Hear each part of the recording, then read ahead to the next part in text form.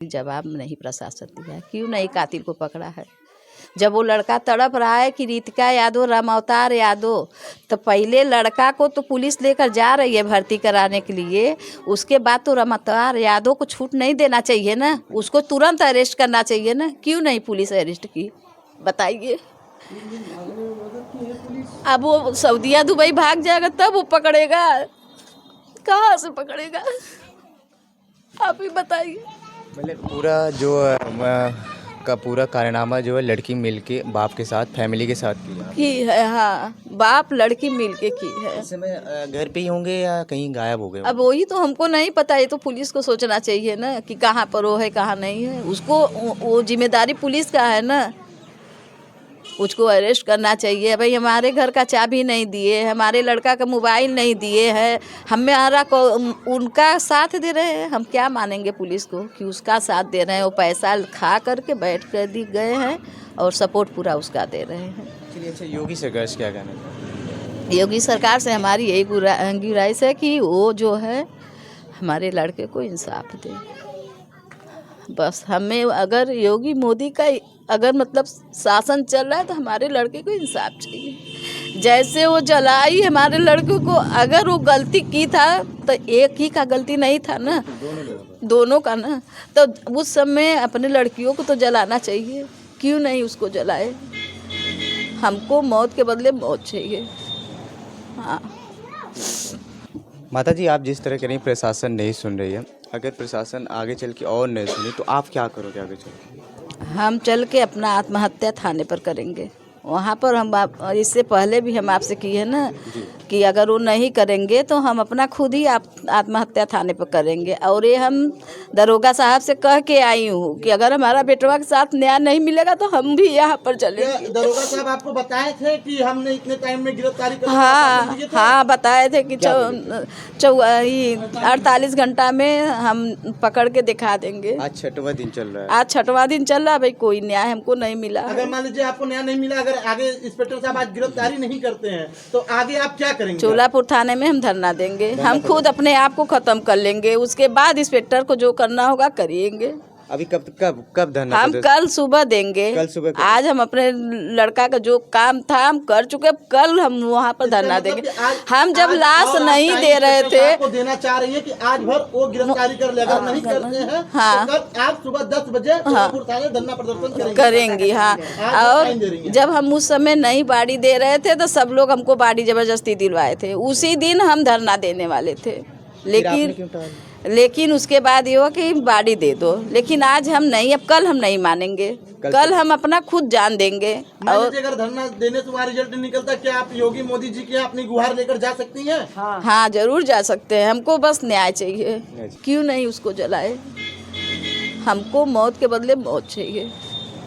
हाँ भैया, आपका शुभ नाम क्या है? मेरा नाम श्रवण कुमार सेठ है। मैं प्रदेश संगठन मंत्री उत्तर प्रदेश सरकार समाज एसोसिएशन से हूँ और मैं आप लोगों के माध्यम से, मीडिया के माध्यम से माननीय मुख्यमंत्री योगी आदित्यनाथ जी और हमारे बनारस जनपद के यशस्वी सांसद महोदय और प्रधानमंत्री जी से यही निवेदन करूँगा कि इतना हृदय विदारक जो घटना हुआ है और लगभग घटना को 6 दिन हो गया, अभी तक जितने भी अपराधी हैं उनको पकड़ा नहीं गया है, न किसी तरह की गिरफ्तारी दिखाई गई है, न उनके खिलाफ कोई कार्रवाई हो रहा है। और प्रशासन के द्वारा बस यही कहा जा रहा है कि आप लोग विश्वास करिए, संतुष्ट रहिए हमसे और इसका हम निवारण करेंगे, गिरफ्तारी करेंगे। क्या लगता है ये जो लड़की आजकल जो प्यार हो रहा है आजकल के चक्कर? देखिए भैया, ये सब चीज़ें जो हैं आपने देखा है समाज में जो चीज़ें चल रही हैं, तो ये लगभग समाज में ये बहुत ही शोचनीय विषय है और ये बहुत दिनों से चल रहा था। तो इस पे दोनों लोगों को, परिवार के जो उनके सदस्य हैं, जो लड़की के पिताजी हैं, तो इस पे मंथन करना चाहिए था, इसके विषय में इसका निवारण करना चाहिए था और ये सब चीज़ें नहीं करना चाहिए था उनको। एक दोनों लोग जब राजी, एक सरकार भी कहती है अगर जब दो कपल राजी हो, प्रेमिका राजी हो, तो उसमें माता पिता की कोई परमिशन नहीं होती है। ये बात है। ये देखिए, सबसे बड़ी चीज़ है कि आप गार्जियन थे, लड़की के पिता थे, ठीक है, और लड़की का आना जाना वगैरह वगैरह जो जी चीज़ें थी, तो आपको उसमें इतने दिनों से जब ये चीज़ें चल रही थी तो इसमें आपको हस्तक्षेप करके उसका एक रास्ता, एक विकल्प बना देना चाहिए था, न कि ऐसी अपनी घटना को अंजाम देना चाहिए था।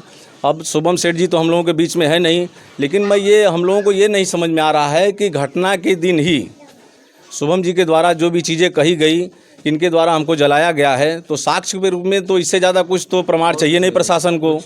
तो तत्कालित जब प्रशासन के द्वारा शुभम जी को हॉस्पिटलाइज भिजवाया गया तो तत्काल उनको गिरफ्तार तो करना चाहिए था ना, कि परिवार वालों को विश्वास में रख करके और सारी चीज़ें दूसरी तरफ ले जाना चाहिए था। तो क्या ये बनारस जनपद के वरिष्ठ अधिकारियों को मैं भी संदेश देना चाहता हूँ कि क्या ये उचित है, न्यायोचित है? क्या शुभम सेठ जी को इसका न्याय मिलेगा, इस तरह से न्याय मिलेगा उनको? क्या उनकी आत्मा को शांति इस तरह से मिलेगी? आज लड़की ने ऐसा कह दिया, अगर कल कोई लड़का अगर लड़की के साथ किया होता है ऐसा तो उसे तो बताइए आप क्या चीज़ें होती? लड़के के परिवार वालों के साथ तुरंत प्रशासन के द्वारा जो भी चीज़ें होती तुरंत लागू कर दिया जाता, और लगातार सारी चीज़ें उसी दिन शुभम जी के द्वारा कहा गया।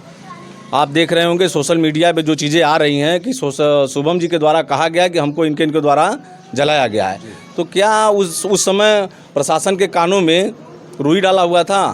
क्या प्रशासन हमको लगता है पैसे पे या थोड़ा सा जो भी चीज़ें हैं, मैं यही कहूँगा जो हमारे बनारस जनपद के वरिष्ठ प्रशासनिक अधिकारी लोग हैं, आप लोगों का एक अच्छा छवि है, तो उस छवि को बरकरार रखने के लिए शुभम जी को न्याय मिले, उनके परिवार को न्याय मिले और मृतक आत्मा शुभम जी को उनको शांति प्रदान हो। बहुत बहुत धन्यवाद। आइए। तो दोस्तों, अभी मैं हूँ जनपद जौनपुर के चंदवक थाना के अंतर्गत कोपा गांव में। मैंने बताया आपको ये घटना थी बनारस के चोलापुर थाना के अंतर्गत। और अगर मैं बता दूं दोस्तों, अगर कोई यही लड़का अगर किसी लड़की के साथ किया होता तो उसे ऑन द स्पॉट तुरंत जेल के सलाखों के पीछे उसके घर को बुलडोजर से गिरवा देते योगी जी। आज वही लड़की, जिस लड़की की सुरक्षा के लिए योगी सरकार, मोदी सरकार काफ़ी मुहिम चलाई है, आज वही लड़की किसी एक लड़के की जान ले रही है परिवार के द्वारा मिलके। उस लड़की के खिलाफ़, उस परिवार के खिलाफ़ कुछ नहीं हो रहा है। एक हंसता खेलता हुआ माँ अपनी बेटी को खो दी है। हालांकि ये प्यार है। आजकल नौजवानों में पतन क्या हो गया है कि कुछ समझ में नहीं आता। अपने माँ बाप के कैरियर को नहीं देखेंगे, अपनी कैरियर को नहीं देखेंगे, लेकिन किसी अनजान लड़की के ऊपर भरोसा करके प्यार में डूब जाएंगे और उनके लिए सब कुछ वो करना चाहते हैं। हालांकि लड़की विश्वास के लायक है ये नहीं, ये लड़के डिसाइड नहीं कर पाते। मेरी आपसे एक ही राय है, अगर हम जैसे नौजवान हैं, आप हैं, कोई अगर नया कदम आप उठा रहे तो उससे पहले आप सोचो उस कदम के आगे चलने से क्या होगा, हमारी भविष्य उसमें है या नहीं, क्या इस कदम से कि मेरे माँ बाप को किसी को तकलीफ़ ना हो। हालांकि मैं एक ही बात कहूँगा, किसी पे विश्वास करने से पहले आप उसको जान लो अच्छे तरीके से। फिर मिलते हैं किसी और नई वीडियो में, तब तक के लिए जय हिंद, जय भारत, वंदे मातरम।